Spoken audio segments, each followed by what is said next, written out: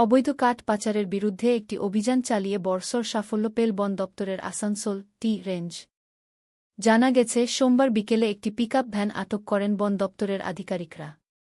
জামুরিয়া থানার আকালপুর ব্রিজের কাছ থেকে এই পিকআপ ভ্যানটিকে আটক করা হয়।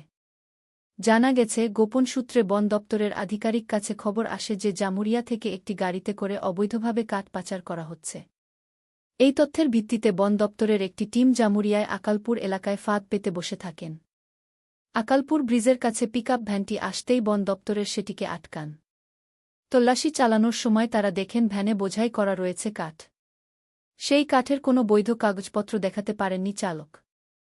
বৈধ নথিপত্র না থাকায় বন দপ্তরের আধিকারিকরা কাঠসহ পিকআপ ভ্যানটিকে বাজেয়াপ্ত করেন।